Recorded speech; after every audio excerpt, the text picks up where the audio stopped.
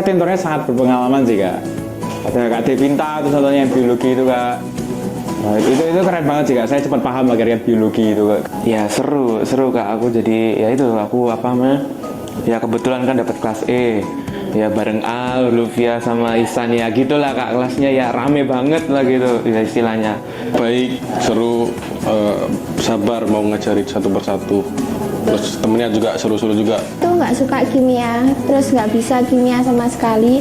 Terus waktu diajar Kak Maya itu saya kayak paham gitu loh. Jadi mulai suka, jadi sekarang sampai sekarang suka kimia. Nggak bosen aja kalau belajar, terus ada gamenya juga, asik banget kak. Pas konsul bisa itu sih, bisa mengeluarkan segalanya, semua unek-unek gitu, bisa dikeluarkan semuanya, jadi lega, jauh lebih lega.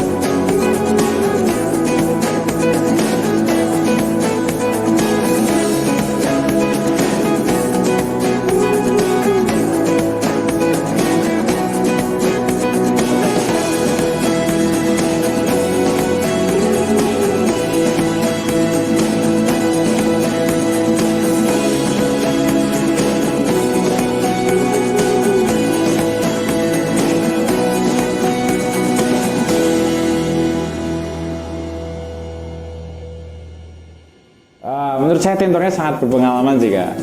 Ada Kak Devinta, terus contohnya yang biologi itu kak. Nah, itu keren banget sih kak. Saya cepat paham akhirnya biologi itu kak. Ya seru kak, aku jadi ya itu aku apa namanya ya kebetulan kan dapat kelas E ya bareng Al, Luvia sama Ihsan ya gitulah kak, kelasnya ya rame banget lah gitu ya istilahnya. Baik, seru, sabar mau ngajarin satu persatu. Terus temennya juga seru-seru juga. Tuh nggak suka kimia, terus nggak bisa kimia sama sekali. Terus waktu diajar Kak Maya itu saya kayak paham gitu loh.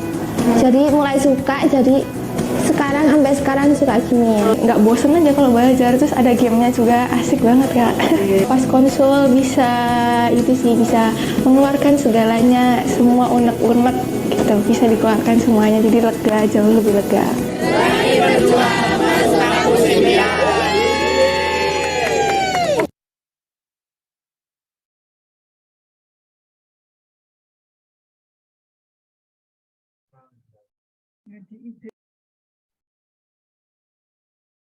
Baik, ini karena saya rasa udah banyak yang bergabung, mungkin udah bisa kita mulai ya semuanya. Mungkin ada yang bisa jawab, udah bisa dimulai ya. Halo, apakah suara saya terdengar? Oh iya, makasih Kak Randy udah dijawab. Bisa kak. Oke, makasih Kak Imam.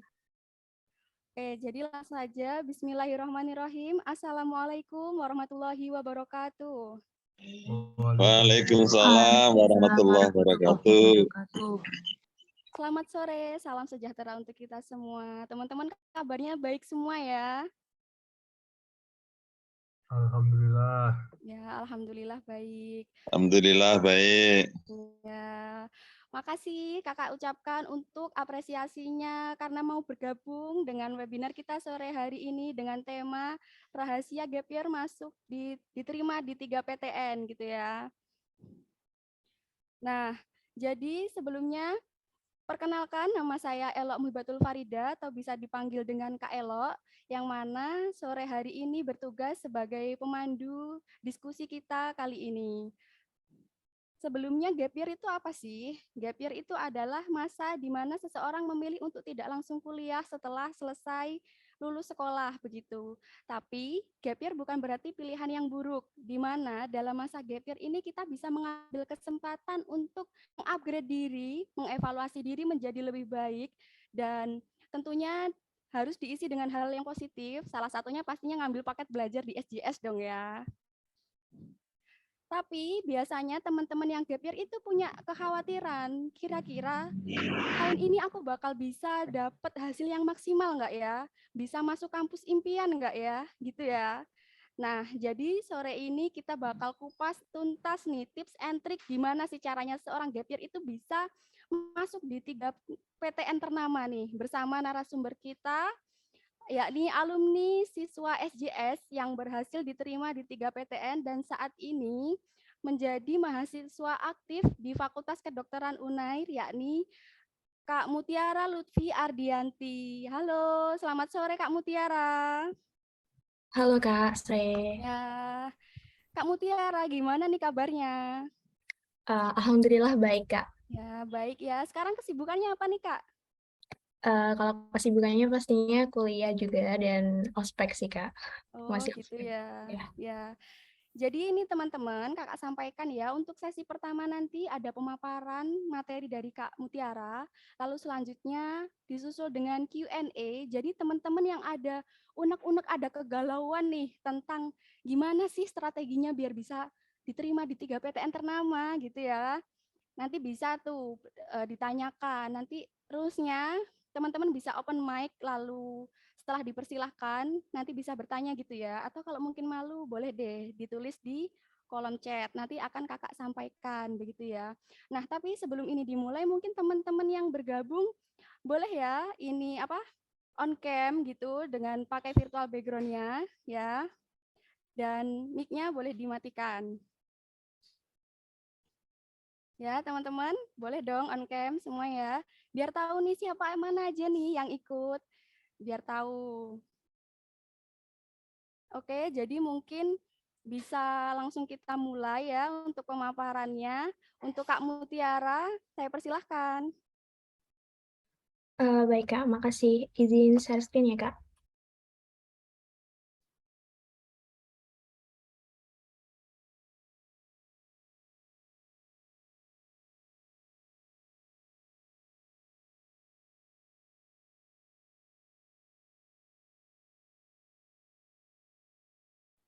Apa udah terlihat Kak?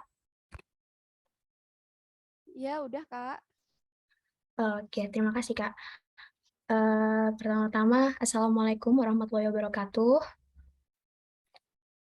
Selamat sore semua. Di sini kenalin, aku Mutiara Lutfiadianti dari sekarang adalah mahasiswa Fakultas Kedokteran UNER tahun 2022 ya.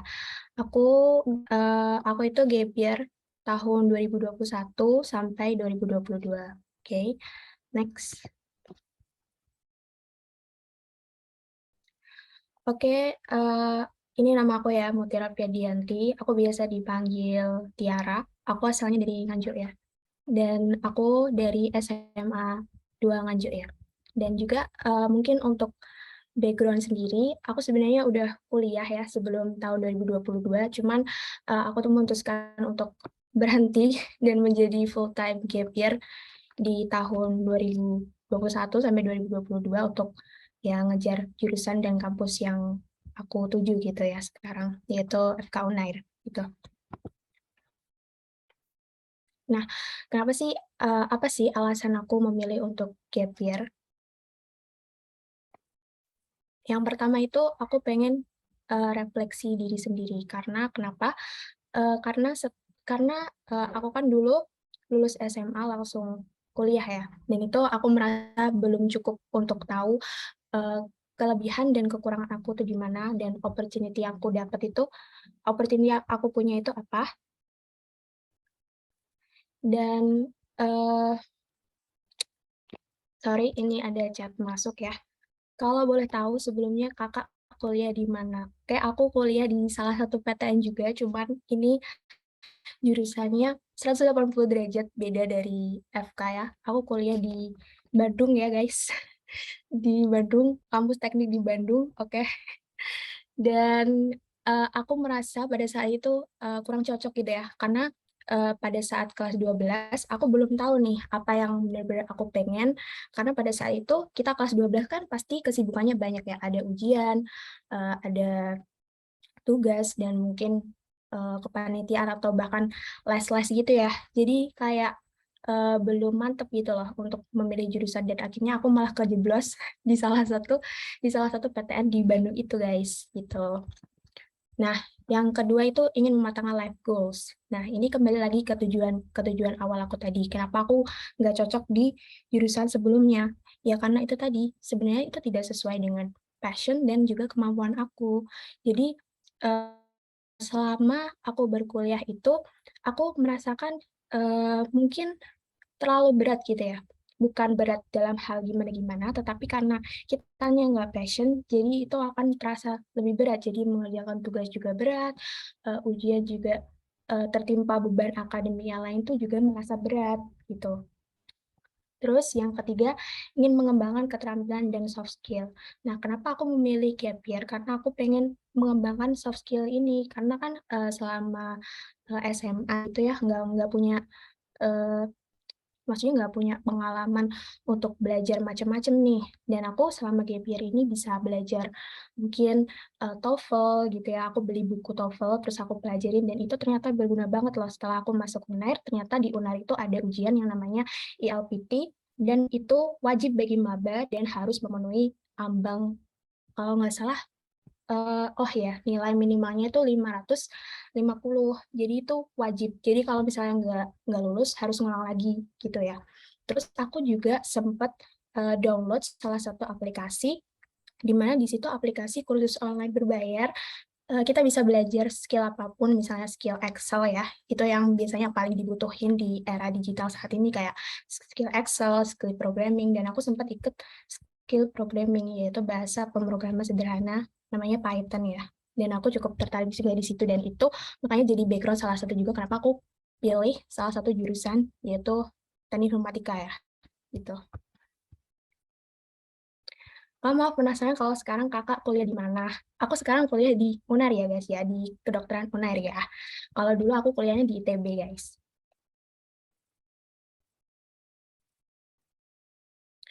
Oke, ini cara konsisten dalam belajar pada saat gap year versi aku ya.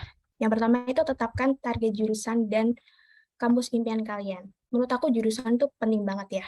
Jadi jangan mentang-mentang kayak misalnya jurusan yang banyak diminati oleh orang lain ataupun jurusan yang dipengen sama orang tua kalian, harus murni dari diri kalian sendiri karena passion dan kemampuan itu harus klop gitu loh. Kalau misalnya kalian passion tapi kaliannya mungkin nggak mampu ya, itu juga nggak bisa. Tapi kalau misalnya mampu tapi nggak passion, itu akan menjadi berat nanti kalau misalnya kalian menjalani dunia perkuliahan. Nah, untuk kampus sendiri ya, memang nggak ada salahnya gitu loh kalau misalnya kalian mengejar top 3 gitu ya, UI, ITB, UGM. Cuman kembali lagi, kalian juga harus survei nih gimana cara kalian, gimana sih lingkungan akademik di situ, terus apalagi kalau misalnya kalian, dari daerah yang harus merantau ya ke apa, ke PTN tersebut. Kayak aku misalnya dari kota kecil Nganjuk kan nggak ada PTN, jadi aku mau nggak mau harus merantau. Jadi aku harus searching-searching dulu nih gimana lingkungan lingkungan di situ tuh. Nggak cuma lingkungan akademik aja, tapi kayak culture-nya juga, karena aku juga sempat, kena culture shock juga sih, gitu. Dan aku memilih Surabaya juga karena ya dekat sama rumah dan juga lebih lebih nyaman aja lah gitu. Makanya itu salah satu juga alasan aku pindah dan aku memutuskan untuk gap year dan juga pindah jurusan gitu ya. Untuk yang kedua, caranya itu buat atmosfer belajar senyaman mungkin. Jadi kan tipe belajar tiap orang itu beda ya. Ada yang audio, ada yang visual, ada yang kinestetik. Ada yang suka belajarnya itu rame, ada yang suka belajarnya itu pas sepi. Nah, itu sesuaikan aja sama kalian gitu. Maksudnya jangan belajar tuh jangan yang maksa juga gitu loh. Jadi santai aja belajar itu. Yang penting kalian, pokoknya belajar itu menurut aku harus happy. Karena kalau misalnya nggak happy, itu nggak bakal bisa masuk ke otak. Oke. Dan selanjutnya itu matikan HP atau gadget yang mengganggu. Ini udah pasti banget ya. Karena sekarang ini HP itu salah satu distraksi yang paling besar gitu ya. Karena kalau misalnya kita lihat notif, sekali aja udah langsung buyar konsentrasi kita. Dan kalau aku sendiri itu kesulitan fokus untuk hal-hal lain ya kalau misalnya HP nggak dimatiin. Oke, yang keempat itu belajar dengan durasi yang cukup tetapi rutin. Ini aku terapin banget karena aku bukan orang yang bisa sekali belajar, sekali duduk belajar itu langsung durasi yang lama gitu. Aku butuhnya kayak durasi yang pendek-pendek tapi rutin.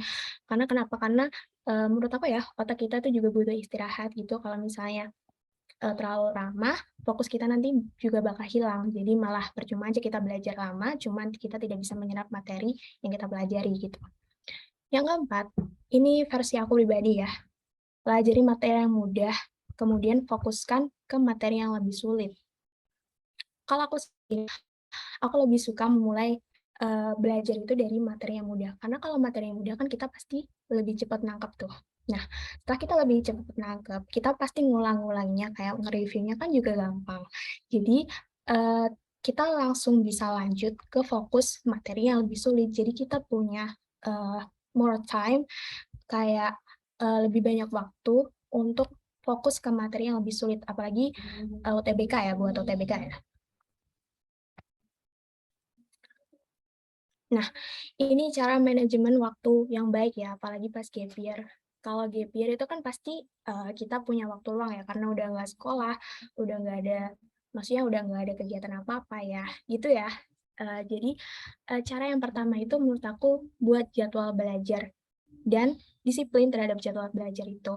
Jadi kalau misalnya gap year, karena aku juga ikut bimbel juga di Sang Juara, dan kalau gap year itu kan kelasnya dari jam 10, seingat aku sampai jam,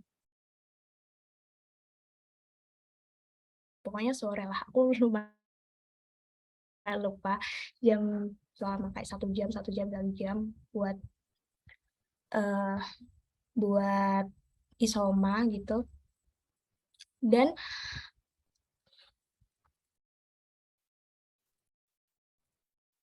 sorry, bentar.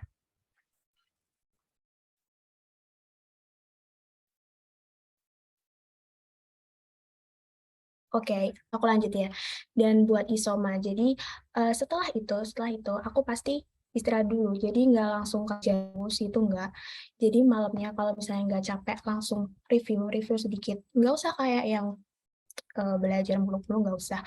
Yang penting tetapkan target meski sedikit tapi rutin ya. Intinya itu sedikit tapi rutin. Mungkin buat teman-teman yang masih kelas 12 ya, mungkin pokoknya pulang sekolah tuh istirahat dulu ya. Kalau menurut aku jangan langsung belajar, dan buatlah kayak target 10-20 soal per hari lah. Itu udah bagus banget ya menurut aku, kayak. Dan kalian apalagi ini kayaknya kebijakan baru juga ya 2023, katanya TPS saja, dan itu ya tinggal diikuti aja. Dan yang kedua itu susun skala prioritas. Nah, ini penting banget sih menurut aku. Jadi meski banyak banget tugas, kita harus menyusun skala prioritas kita. Jadi mungkin kalau untuk UTBK sendiri, aku nggak tahu ya kalau kebijakannya tahun ini mungkin ada yang berubah. Cuman kalau di tahun aku kan masih ada TKA. Jadi aku memprioritasin mungkin subtes-subtes yang memang apa ya, maksudnya berat di subtes itu gitu loh, karena aku kan ngajar kedokteran, jadi aku usahain biologi dan kimia aku tuh bagus gitu. Jadi, aku maksimalin di situ karena aku jujur aja, fisika sama matematika aku, nggak terlalu bisa gitu loh. Fisika sama matematika aku nggak terlalu bisa. Terus yang ketiga, berusaha untuk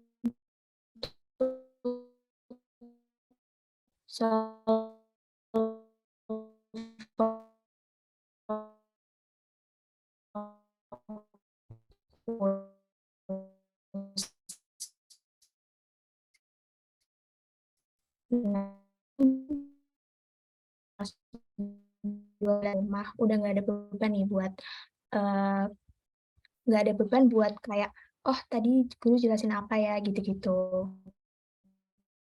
gitu. Kalau les juga sama aja sih, gitu.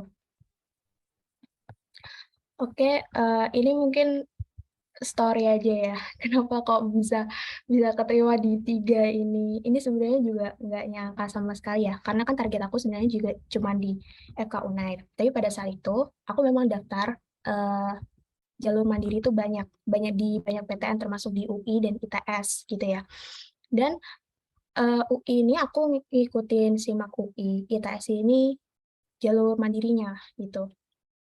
Dan di UI ini sebenarnya aku keterima di ilmu komputer dan ITS ini keterima di teknik informatika. Sebenarnya itu adalah, prodi yang sama gitu loh, prodi yang sama cuman penamaannya memang di, berbeda universitas tuh kadang berbeda gitu. Ada yang menamakannya teknik informatika, ada yang menamakannya ilmu komputer, tetapi sebenarnya isinya itu sama gitu, hampir sama gitu.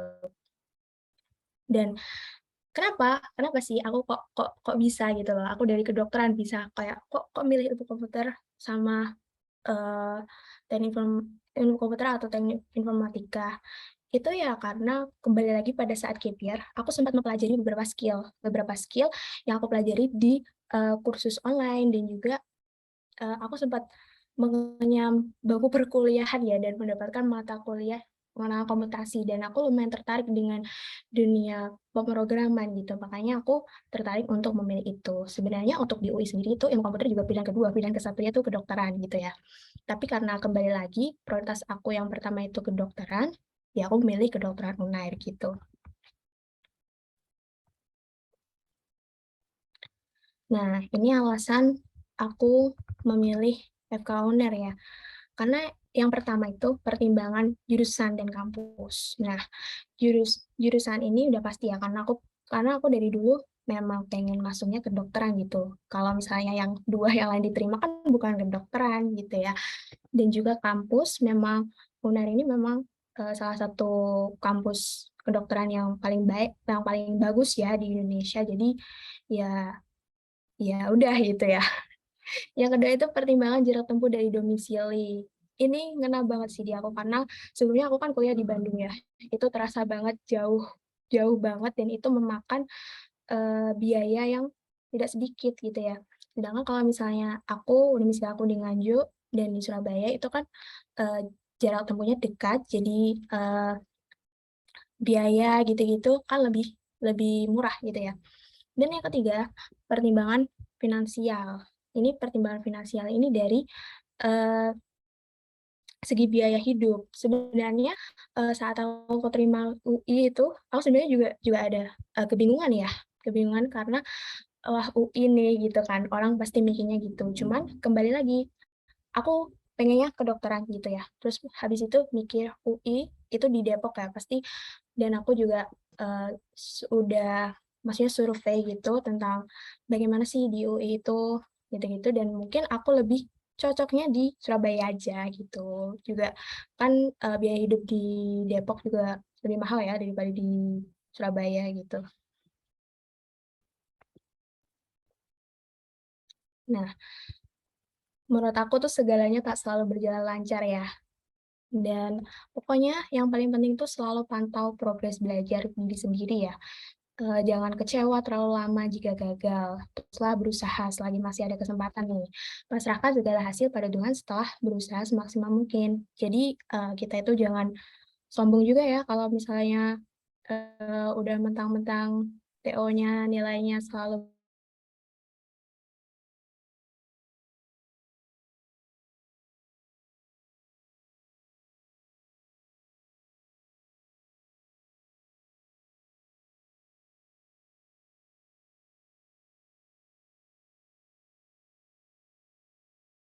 bukan hal yang memalukan juga. Maksudnya it's okay kayak ketinggalan dan compare yourself to others gitu. Bantu banget. Dan juga aku lebih dekat dengan keluarga aku yang sebelumnya mungkin aku hampir nggak pernah kayak maksudnya ngomong-ngomong ngobrol biasa, ngobrol santai gitu karena saking maksudnya sibuknya gitu, hampir nggak pernah. Dan setelah gap year, aku benar-benar sangat bersyukur sih diberi kesempatan gap year. Itu sih dari aku.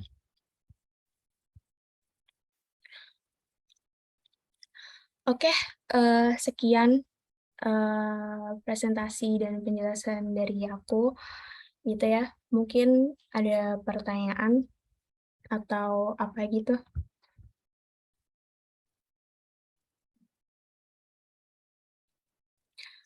Oh ya, ini ada pertanyaan yang masuk. Kak, kalau boleh tahu masuk FK UNER lewat jalur apa ya? Lewat SBMPTN atau mandiri? Kebetulan aku lewat mandiri, guys. Jadi, untuk skor UTBK aku itu sekitar 670-an. Tapi, maksudnya subtes biologi sama kimia itu 600 lebih, tapi fisika 700-an, terus matematika tapi 400. Jadi nggak lulus gitu loh. Nah, setelah itu aku ikut jalur mandiri UTBK dan itu baru lulus gitu ya.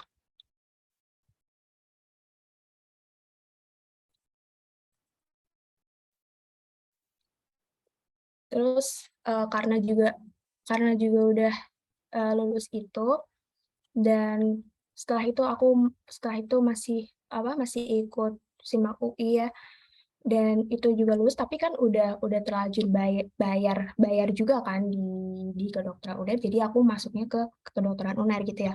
Kalau misalnya kalian masuk yang mandiri SIMAK itu nggak ada uang pokoknya sih. Tapi kalau kelas reguler itu nggak ada, kalau kelas paralel baru ada gitu. Mungkin ada pertanyaan lagi?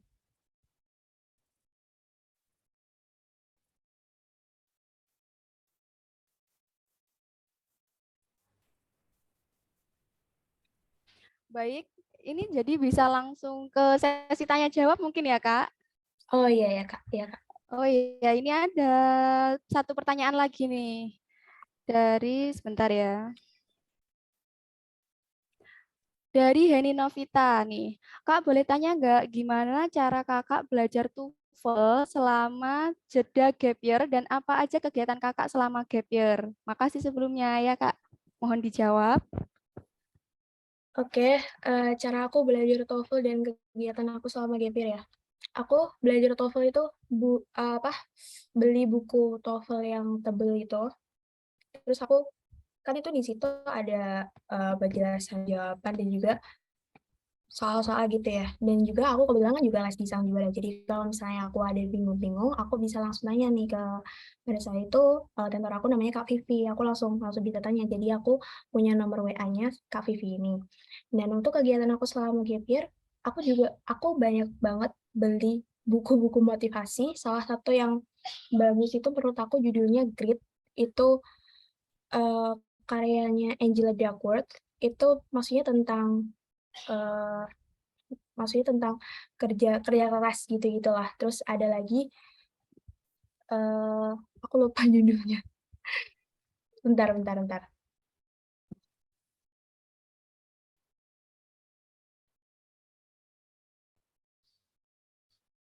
Baik, ya ini kayaknya Kak Mutiara lagi nyari bukunya ya buat info ke Nah, teman-teman. iya. Ini adalah salah satu lagi yang bagus menurut aku. Ini buku judulnya Berani Tidak Disukai. Ini karyanya Ichiro Kishimi dan pokoknya ini karyanya orang Jepang lah ya. Judulnya Berani Tidak Disukai. Itu aku baca itu kayak ya memotivasi aku lah ya selama gap year. Terus kayak aku bilang tadi, aku juga belajar bahasa pemrograman Python. Python itu kan bahasa pemrograman yang paling sederhana ya. Jadi aku belajarnya di salah satu aplikasi yang namanya Udemy. dan skill akademi juga bisa, Coursera juga bisa. Itu kegiatan aku selama gap year itu selain ya belajar UTBK ya gitu. Wah, produktif banget nih ya berarti Kak Tiara selama gap year ini. Nah, jadi gitu. Jadi selama gap year dimanfaatkan dengan benar-benar positif biar bisa mendapatkan hasil yang maksimal gitu ya Kak Tiara. Oke Kak Tiara, ada pertanyaan lagi nih dari Randy Fernandivo. Oke Kak, dulu waktu UTBK pilihan pertama dan kedua apa ya Kak? Mohon dijawab Kak Mutiara. Oke, pilihan pertama aku itu FK Unair, yang kedua itu Teknik Informatika ITS, dan nggak lulus semua, lulusnya di mandirinya gitu. Oh, jadi gitu ya Kak. Nah, ini Ya. ada lagi langsung aja ya Kak, ini dari Nara. Kak kan lewat jalur mandiri, SPI-nya berapa? Oh, SPI-nya bisa dilihat di ini ya, di apa? Di web ya. Itu ada minimalnya kok. Aku juga masukin minimal dan alhamdulillah lulus juga.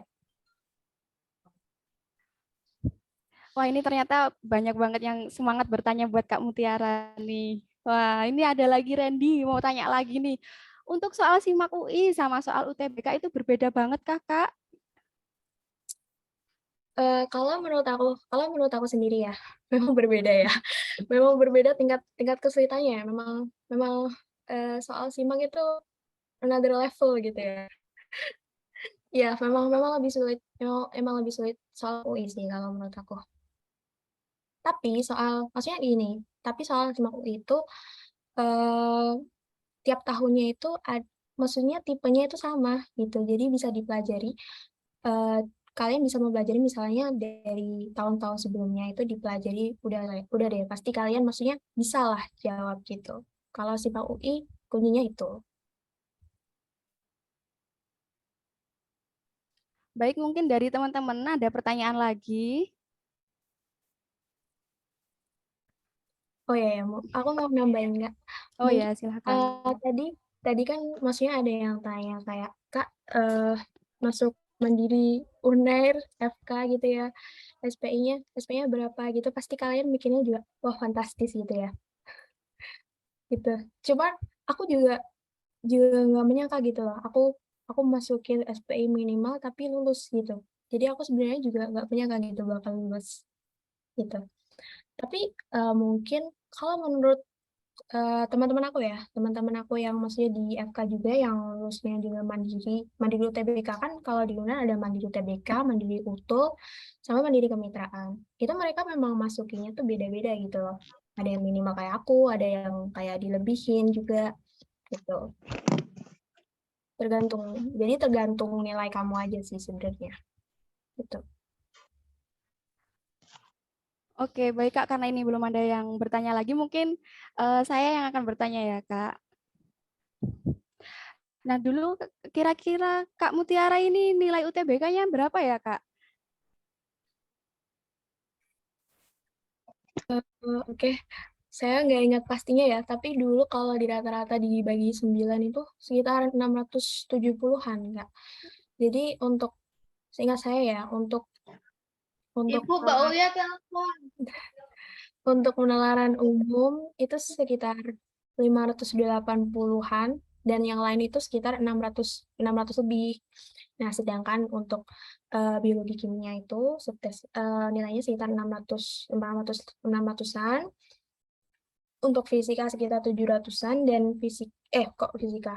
Oh, benar sih, fisika 100-an dan matematika itu paling jelek pokoknya 400-an gitu. Karena emang nggak bisa ya. Ya nih dari tadi kan dikatakan bahwa kalau di rata-rata 670-an gitu ya Kak. Nah, itu kan nilainya bisa terbilang tinggi gitu. Jadi apakah nilai SPI-nya dari UTBK itu bisa dari UTBK nilainya udah tinggi. Jadi SPI-nya saat Kakak masuk itu apakah cukup dengan mengisi nominal minimal gitu ya, Kak? Mungkin bisa jadi Kak. Soalnya teman saya yang maksudnya yang mungkin nilainya di bawah saya gitu ya, nilai UTBK-nya di bawah saya, itu memang mereka masukinya memang dilebihin gitu SPI-nya. Gitu. Setahu saya. Oh ya ya gitu. Oke ini ada pertanyaan lagi Kak, secara personal ke saya ngirimnya. Tadi kan dibahas tentang atmosfer belajar nih. Nah dia minta nih kayak atmosfer belajarnya ala Kak Tiara itu gimana sih? Mungkin bisa jadi referensi buat teman-teman yang juga lagi nyimak ini ya. Oke, kalau aku jujur aku belajarnya harus di kursi ya, karena kalau misalnya di kursi meja belajar, kalau misalnya di kasur, aku pasti ketiduran ya.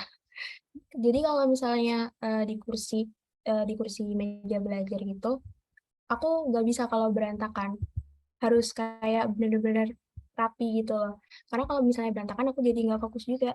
Jadi, eee, terus ya aku juga maksudnya kalau nyatet-nyatet itu aku jarang nulis yang dibagus-bagusin gitu loh, yang kayak nulis indah gitu. Karena menurut aku itu lumayan membuang waktu juga dan membuang energi juga. Jadi aku biasa nulis biasa aja, nggak yang dibagus-bagusin juga gitu. Terus apalagi ya? Oh ya, aku kalau belajar tuh harus yang kayak sepi, senyap gitu. Jadi aku benar-benar di kamar sendiri gitu. Dan aku juga nggak bisa kalau misalnya belajar pakai dengerin musik. Mungkin teman-teman juga ada yang bisa ya mendengarkan belajar sama mendengarkan musik. Kalau aku nggak bisa gitu. Oke, berarti jadi penting banget nih ya menyesuaikan suasana belajar dengan kemampuan kita belajar, metode belajarnya seperti apa gitu ya Kak. Bener, Kak. Iya, oke ini jadi ada pertanyaan lagi dari Randy. Apakah kakak sempat nyoba IUP Unair juga? Gitu. Oke.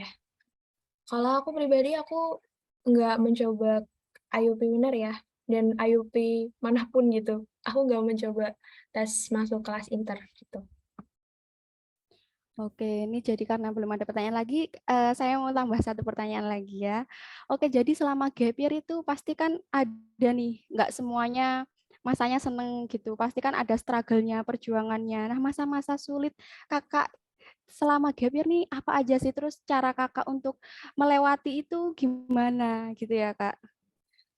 Oke, kalau masa-masa sulitnya ya, pasti karena gap year pasti kan temen kita udah banyak yang kuliah, kelihatannya lancar-lancar aja gitu ya kan. Apalagi kita sekarang hidup di dunia yang serba sosmed gitu, dan sekali lihat Instagram story, temen aku kayak kelihatan bahagia banget, terus, prestasinya udah banyak banget nih, ikut kepanitiaan, ikut organisasi di kampus, sedangkan aku masih, berkutat di UTBK gitu ya. Itu sih masa-masa paling sulit dan kadang juga, misalnya ditanyain kayak tetangga ataupun saudara gitu ya, "Kuliah di mana?" Nggak bisa jawab, gitu sih. Itu yang paling sulit sih menurut aku. Cuman, cara mengatasinya ya untung ada dukungan dari kedua orang tua sih untungnya. Jadi, meski kayak gitu orang tua tetap mendukung dan juga itu tadi, aku beli buku-buku motivasi itu tadi ya untuk mengusir rasa itu tadi ya, rasa-rasa masa-masa sulit ya, masa-masa sulit selama menghadapi gap year dan itu lumayan membantu banget gitu. Oke, jadi buat ngelewatin masa-masa sulit itu kakak mencoba untuk memotivasi diri membuat vibes yang positif gitu ya Iya, kak? bener. Ya, gitu. Jadi teman-teman juga penting banget nih. Mungkin kalau yang lagi gap year sekarang mungkin bisa dicontoh nih ya dari Kak Mutiara nih. Wah, ini ada pertanyaan masuk lagi. Sempat kesel nggak kalau kalau ditanyain kuliah di mana terus gitu, terus kakak jawab apa akhirnya? Kalau boleh tahu ini dari Randy ya kak. Kesel sih, kesel, nggak mungkin nggak kesel gitu ya. Ya jawab belum gitu. Terus kayak pasti kan apalagi saudara-saudara yang atau tetangga-tetangga yang ada lah ya pasti yang julid gitu ya. Kita mau nggak mau ya terima aja. Tapi kembali lagi omongan-omongan itu ternyata berguna banget loh untuk membangun mental aku menjadi orang yang seperti ini. Karena dulu jujur aja pas aku masih sekolah ya, dulu kayak dijahatin sama orang atau dijulit sama orang itu udah kayak yang, kok gini sih orang itu, tapi kayak sekarang lebih kayak cuek dan bodo amat itu aja sih. Oke, jadi menambah kekuatan mental gitu ya Kak Iya. semuanya ya. Oh gitu. Nah, terus kalau misalkan ada yang kayak gitu, Kakak bersikap bodoh amat kayak gitu, keluarga Kakak kira-kira memberikan apakah oh ya udah sabar aja kayak gitu apa gimana Kak? Dukungan dari keluarganya tuh kayak seperti apa gitu Kak? Oh tentu, tentu kayak keluarga itu kayak nggak apa-apa, udah maksudnya udah pasrahkan aja lah sama Tuhan gitu ya. Itu rencana Tuhan yang terbaik gitu. Untung orang tua selalu mensupport sih kayak meski teman-teman aku juga pada ih ngapain sih kayak gap year gitu-gitu lah. Cuman ya ini pilihan aku gitu loh daripada aku harus melanjutin kuliah yang mungkin nggak sesuai gitu ya dan juga pada saat itu jujur aja pas aku kuliah yang pertama itu nilaiku jelek bener-bener yang jelek banget karena bener-bener nggak bisa itu gitu loh daripada itu dilanjutin dan akhirnya malah lulusnya molor ya malah kayak parah gitu akhirnya ya udah stop dulu gitu. Oke, jadi lebih baik mundur selangkah untuk maju 1000 langkah gitu ya, Kak? Bener, Kak. Iya. Oke, ini ada pertanyaan lagi dari Randy nih ya, Kak. Biar tetap masih ada jam untuk refreshing, untuk healing-healing gitu atau enggak, Kak? Gimana? Oh, tentu ada dong, tentu ada dong. Kan kalau di Sang Juara sendiri kan lesnya dari Senin sampai Jumat ya. Nah, Sabtu atau Minggu kadang try out. Nah, tapi kan kalau aku pribadi ya selama seminggu itu aku ada 1 hari yang benar-benar nggak belajar sama sekali. Karena kalau misalnya tiap hari belajar pun belajar juga stres juga nggak sih? Jadi perlulah healing gitu, main-main sama teman gitu atau kemana kayak kalau aku dulu aku sering banget mengunjungi rumah nenekku kayak enak banget gitu, healing. Oke, jadi belajar ya tetap serius, tapi nggak perlu terlalu diforsir gitu ya, Kak. Harus balance gitu ya. Oke, ini ada pertanyaan lagi yang masuk dari Nara. Kak, di UNER ada perbedaannya nggak, Kak, setelah masuk antara mahasiswa jalur mandiri dan UTBK? Sejujurnya enggak sih, enggak ada perbedaannya. Cuman kalau di UNER sendiri itu kan misalnya SNMPTN itu kan pasti masuknya paling pertama ya. Jadi mereka dapat namanya nomor induk mahasiswa itu pasti pertama dong. Jadi mereka jadi kayak ngumpul satu kelas gitu. Jadi SNM yang nomor induk mahasiswanya kan urut. Jadi mereka ngumpul satu kelas, terus ada kelas SBMPTN dan ada kelas mandiri. Untuk aku sendiri itu, kelas aku sendiri itu campuran antara kelas SBMPTN dan juga kelas mandiri. Tapi untuk maksudnya kualitas orang-orangnya juga sama aja kok gitu. Nggak ada perbedaan fasilitas juga sama aja gitu. Oke, jadi hanya yang membedakan karena nomor urut pendaftarannya dari sesi itunya ya. Bener, Kak. Oke. Nah, terus ini Kak, untuk tips and triknya yang benar-benar Kakak pegang itu selama masa gap year itu apa aja sih Kak? Tadi kan udah jelasin beberapa ya, mungkin ada yang lebih detail lagi yang menjadi top secret-nya gitu loh Kak. Maksudnya dalam belajar Ya, dalam belajarnya biar Kakak bisa diterima sama 3 PTN yang pertama ini tadi. Kunci gitu ya. ya. Kalau menurut aku kuncinya itu ya, kan sebelumnya aku juga pernah ikut UTBK Dongeng itu salah satu kesalahan aku adalah aku itu belajar terlalu apa ya ngebet banget gitu loh, ngebet banget. Harusnya tuh nggak perlu seperti itu. Harusnya belajar itu coba cari atmosfer yang kayak biar belajar tuh happy gitu. Dan juga ini ada salah satu kayak tips gitu ya pas ngerjakan soal biar kita bisa ngerjainnya cepet gitu ya. Aku biasa aku biasa tuh ngerjain kayak soal itu secepat-cepatnya, bener-bener secepat-cepatnya kalau nggak bisa bener-bener langsung klik klik klik klik gitu. Karena kalau misalnya kita terpaku di salah satu soal yang sulit, itu pasti memakan waktu banget gitu. Dan juga kemarin tuh pas UTBK 2022 banyak banget yang ngeluh tentang subtes bahasa Inggris gitu ya. Dan cara untuk mengatasi dan banyak banget yang kayak ngeluh kayak aku nggak selesai gitu-gitu kan. Tapi alhamdulillahnya aku selesai dan dia nggak sombong juga ya. Dan apa subtes bahasa Inggris aku juga 780-an. Wah, pencapaian itu ya. Iya. Nah, Jadi gitu ya, Kak. iya, itu karena caranya itu baca soalnya dulu, baru baca teksnya gitu. Karena kalau misalnya baca teksnya dulu, itu pasti nggak akan keburu gitu loh. Oke, berarti langsung to the point ke apa yang ditanyain baru cari di mana sih letaknya yang dipermasalahkan gitu ya, Kak? Iya, benar. Oh iya, jadi kalau saya tangkap tadi kan berarti lebih baik belajar itu jangan sampai stres gitu ya kan? Iya. Biar jangan terlalu memaksakan sesuai diri kita tapi dilalui dengan maksimal begitu ya, Kak. Nah, ini ada pertanyaan lagi dari Randy. Untuk Kakak sendiri itu setiap harinya begadang kah kalau belajar atau mungkin sudah istirahat di bawah jam 12 gitu? Mungkin jam belajarnya ini ya yang ditanyakan. Ya. Kalau aku sendiri aku nggak suka begadang ya. Aku lebih suka misalnya kalau misalnya benar-benar aku pengen mengulang atau review, aku lebih suka di pagi hari karena aku orangnya nggak bisa begadang gitu loh. Jadi aku malah kayak selama gap year ya, kayak jam 9 udah tidur. Tapi besoknya pagi aku udah bangun, aku bisa review-review. Karena menurut aku kalau pagi itu lebih fresh ya. Cuman mungkin ada orang yang malah aktifnya di malam hari dan itu menurut aku juga nggak apa-apa banget gitu loh. Oh gitu ya. Oke. Terus Kak, kalau belajar itu sendiri kan tadi Kakak lebih prefer dengan suasana yang senyap gitu ya. Nah, Kakak biasanya itu belajarnya selalu di kamar atau memang menyendiri di ruangan lain agar tidak terganggu oleh suasana gitu, Kak? Oke, aku pribadi aku seringnya pasti di kamar ya, dan juga kadang kalau misalnya bosen pengen ganti suasana, aku ganti ruangan, tapi ruangannya juga yang sepi gitu. Kalau misalnya Hmm, pengen pengen di luar gitu ya, ya di luar tapi yang kayak sepi juga gitu loh. Kan iya. ada maksudnya yang nggak deket jalan yang bener-bener bising gitu, gitu biasanya gitu. Oke.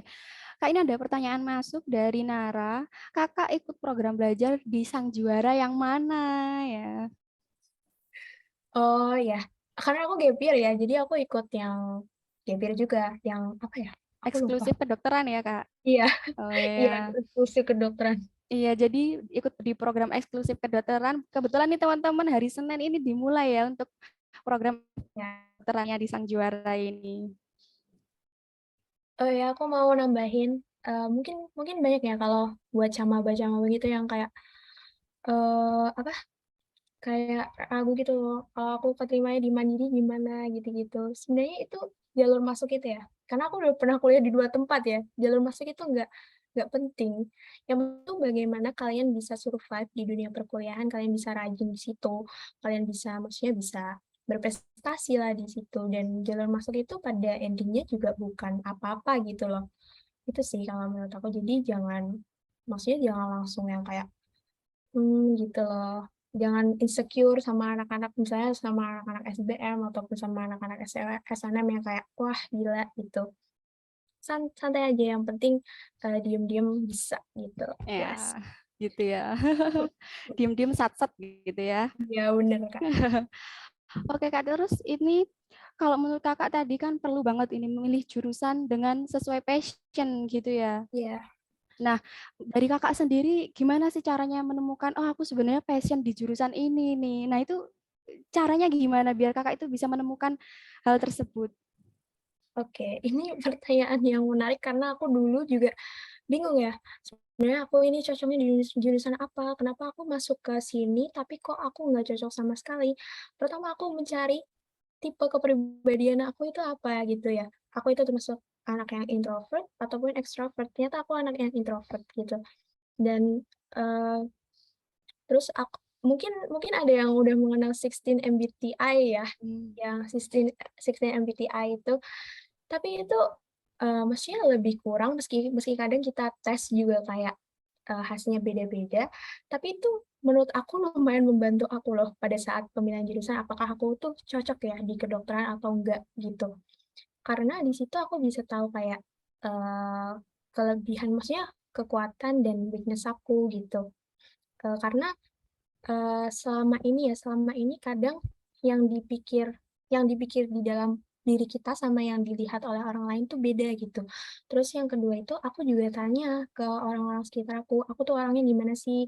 Apa aku tuh orangnya kayak gini atau kayak gitu, gitu. Karena kan yang maksudnya yang di dalam pikiran kita itu beda dengan yang di diri kita gitu.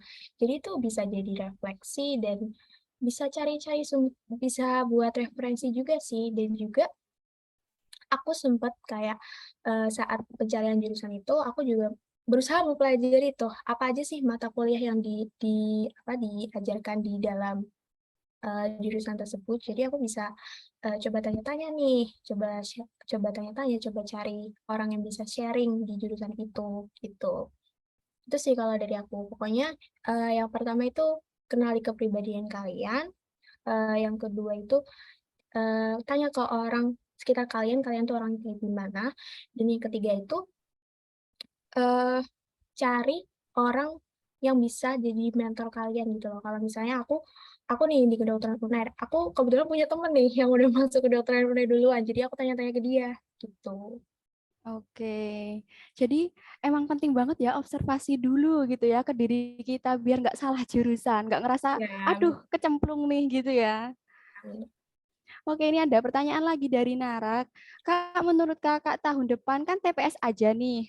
Kemarin TPS-nya gampang banget atau susah? Nah, gitu. mungkin susah gampang itu relatif ya. Cuman kalau menurut aku daripada 2021 ya ini maksudnya lebih susah dikit ya. Menurut aku kalau misalnya subtes yang PBM terus PU sama aku lupa PPU itu masih bisa dinalar asal kalian tuh benar-benar tahu konsepnya. Yang penting kalian jangan bolos les gitu aja lah, udah bisa lah gitu. Terus kalau PK itu memang memang muncul banyak banget tipe-tipe ujian baru. Jadi maksudnya yang tipe-tipe soal yang belum pernah kita tahu dari maksudnya soal manapun, soal TO gitu-gitu loh. Gitu-gitu. Terus bahasa Inggris juga sama. Dan aku nggak ngerti kenapa ya, bahasa Inggris kemarin itu kan sebelum sebelum aku TBK kan itu kayak ada TO prediksi dari MGS dan aku ngerjain kan bahasa Inggris. Terus besoknya soalnya tuh ya nggak tahu ini kenapa kayak mirip banget gitu loh, kayak kayak tipe-tipe soalnya gitu loh. Meski teksnya beda tapi tipe-tipe soalnya tuh mirip. Jadi aku tinggal kayak, oh ini jelas yang ditanya ini, jadi kayak langsung cari jawabannya gitu. Oh, jadi matengin di konsep gitu ya, Kak? Ya, ya. Oh, iya, iya. Terus ini, Kak, tadi terkait balik lagi ke mentor tadi ya, Kak. Apa sih kayak kriteria buat orang ini bisa nih jadi mentor aku? Itu dari Kak Mutiara sendiri gimana netapinnya? Oke, pertama cari mentor itu yang ini ya, maksudnya yang benar gitu. Jangan kalian cari mentor, cari cutting yang dia tuh orangnya ya malas-malesan terus maksudnya kuliahnya berantakan. Cari yang bisa jadi role model buat kalian gitu. Kalau kalau aku sendiri dulu memang temen aku pas waktu SMA ini memang dia orangnya memang rajin sih dan memang bisa jadi panutan banget dan bahkan dia di UNER dulu di kedokteran UNER karena dia angkatan atas aku ya angkatan atas aku dia benar-benar partisipasinya tuh aktif, dia ikut duta ke UNER, dia ikut berbagai organisasi dan aku bisa dapat insight dari dia kayak kamu kamu ikut organisasi ini loh, ini bagus, kamu ikut AMSA, kalau di UNER kan ada AMSA UNER, kamu ikut ini bagus gitu-gitu sih. Jangan pilih yang kayak problematik lah gitu. Oh, gitu ya, Kak. Nah, aku jadi agak penasaran nih karena dengan semua cerita Kakak sepak terjangnya itu tadi ya. Kira-kira kayak 5 tahun ke depan atau 10 tahun ke depan jangka menengah jangka pendek ini target Kak Mutiara apa sih goals-nya itu? Oke, ya insya Allah bisa lulus lah ya jadi dokter gitu. Amin. Gitu ya. Dan kalau mungkin orang-orang kadang idealis juga ya kayak lulus lulus lulus jadi dokter pengen spesialis gitu. Tapi kalau aku pribadi karena aku bukan dari kalangan dokter ya, orang tua aku bukan dari kalangan dokter, jadi rencananya mau ya setelah internship mau jadi dokter dulu dan mau mungkin dan amin juga pengen cari beasiswa buat S2 karena spesialis itu mahal ya. Spesialis itu mahal dan nggak dapat duit dari situ, jadi harus dibayar selama 4 tahun, jadi mungkin kerja dulu dulu lah ya, gitu. Oh, iya ya. Oke nih, Kak. Terus ada sebentar ya, ada pesan masuk ternyata.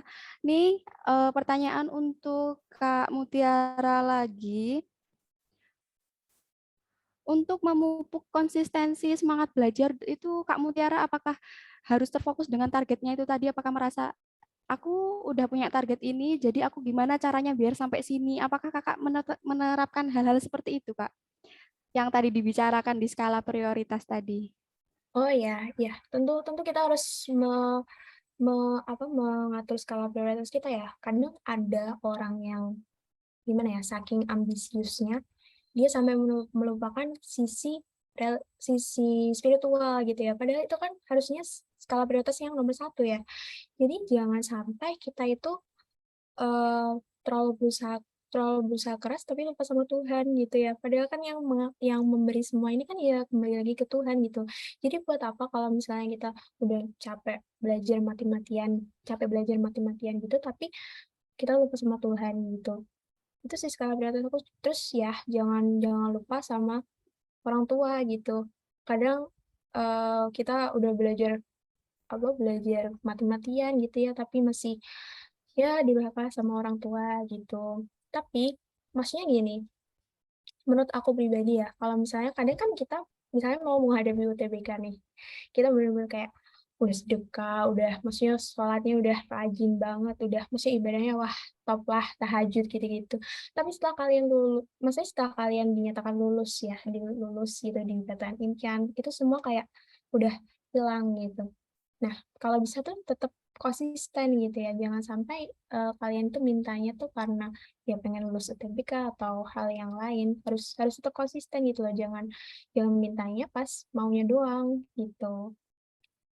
Oke, jadi biar jalannya tetap mulus harus tetap continue ya. Nah, tadi Kak kan dibahas bahwasanya Kakak itu ternyata dari apa yang Kakak pelajari saat les gitu, saat bimbingan belajar ternyata mirip banget nih konsep-konsepnya dengan yang apa Kakak temui di UTBK gitu ya. Nah, itu berarti bisa dibilang dengan ngambil paket belajar itu membantu banget ya, Kak? Membantu banget, Kak, membantu banget. Kira-kira kayak konsep-konsep seperti apa sih yang memang dari tadi kan untuk selanjutnya kan hanya ada TPS aja tuh. Kira-kira yang memang dari pengalaman Kakak, konsep-konsep apa yang penting banget yang ada kemungkinan keluar saat itu, Pak? Kalau menurut saya ya, kalau untuk TPS ya, menurut saya itu kuasai PUEB sih, PUEB, terus KBBI, karena itu semua itu kayak adalah kunci keberhasilan UTBK TPS gitu. Karena kan kalau UTBK TPS itu benar-benar teksnya benar-benar pasti baru dong, pasti fresh, pasti baru kayak yang benar-benar baru gitu loh. Jadi belum pernah ada di soal manapun. Terus untuk UTBK TPS untuk persiapan itu ya, maksudnya jangan lupa buat sering-sering membaca. Pokoknya ikutin kayak info-info terbaru gitu loh. Kadang-kadang ada kosakata atau isu-isu terbaru yang muncul di UTBK, kayak misalnya pas 2021 itu kan yang lagi muncul COVID gitu-gitu kan. Ya yang dimunculin ya COVID itu. Jadi benar-benar soal UTBK apalagi TPS ya, itu memang isunya itu memang dikaitkan dengan isu yang terjadi saat tahun itu gitu. Gitu. Oke, berarti selain belajar PUEB-nya, kita harus update dengan berita-berita terkini gitu ya, Kak? Iya, itu salah satu tips dari tenor aku juga, Kak. Katanya gitu. Ya, ya. Ini ya, teman-teman mungkin ada yang ditanyakan lagi ya ke Kak Mutiara? Ini ada pertanyaan dari Kak Maya masuk gini. Di sini, Kak, dulu ikut lesnya yang online atau offline? Kalau online jaga komitmennya gimana? Aku dulu online ya, full online gitu. Dan itu jaga komitmennya itu ya gimana ya? Ya karena aku pengen lulus gitu, karena aku bener-bener ada kemauan, aku pengen lulus UTBK, aku pengen lulus ke PTN yang aku pengenin, jadi aku harus rajin les gitu. Kadang kalau misalnya males, ya harus ingat itu lagi gitu, apalagi kan udah bayar juga kan, dan udah enak gitu ya, maksudnya online tinggal buka laptop doang, terus langsung ikut Zoom gitu-gitu. Apa sih susahnya buat ikut les, orang juga nggak dipaksa juga gitu loh, maksudnya nggak mungkin dong kalau misalnya kita nggak bisa, terus tentornya marahin kita kan nggak mungkin, pasti diajarin gitu. Itu sih. Oke, jadi pokoknya harus fokus dengan goals kita itu tadi ya, Kak? Ya, benar. Oke, mungkin ini teman-teman karena jamnya udah menunjukkan pukul 5 ya.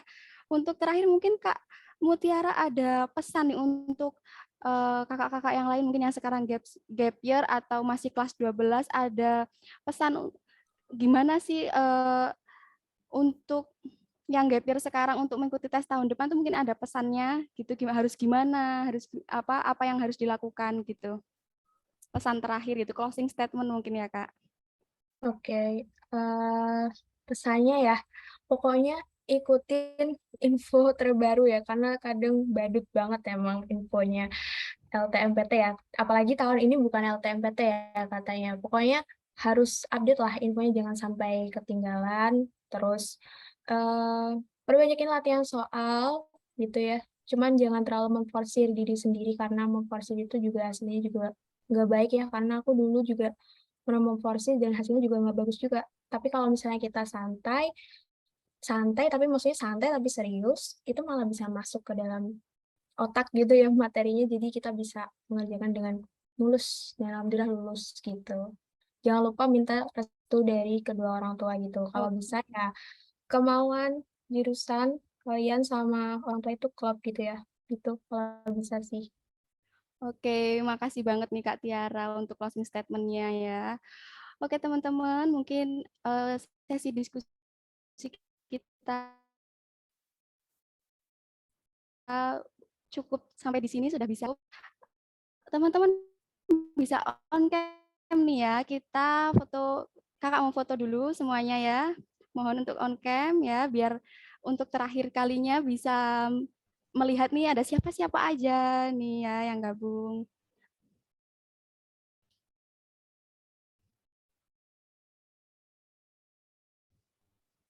Ayo mungkin Kak Imam, Kak Sakata bisa on cam.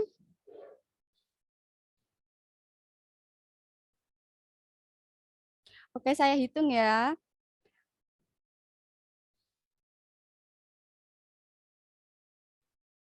Oke, 1, 2, 3. Oke, lagi ya. 1,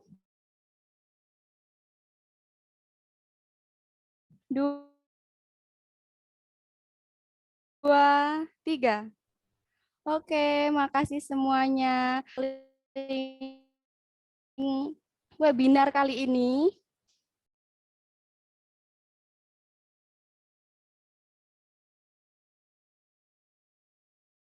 Kakak kasih waktu 5 menit ya sore ini.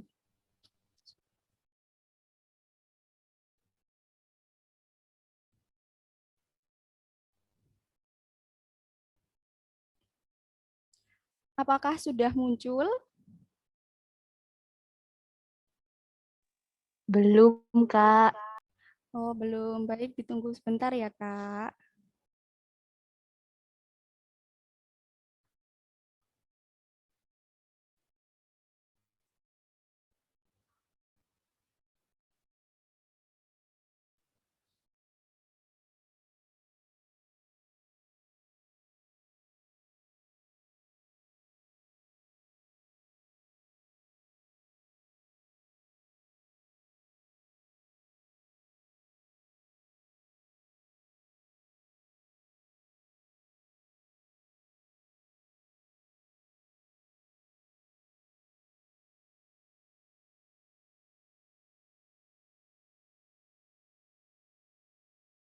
Apakah sudah muncul?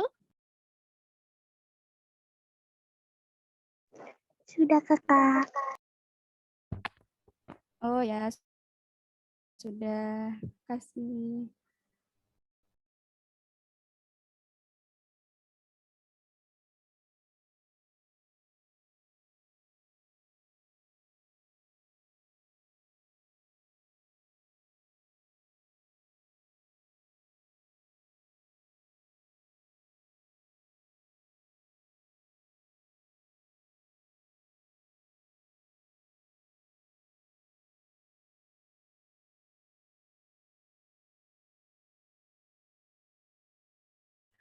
Oke, makasih kakak-kakak semuanya udah mengisi pollingnya ya. Dan kakak juga ucapkan terima kasih untuk narasumber kita yang luar biasa kali ini ya, Kak Mutiara dan juga kakak-kakak, teman-teman semua partisipan yang udah gabung di webinar kita sore kali ini.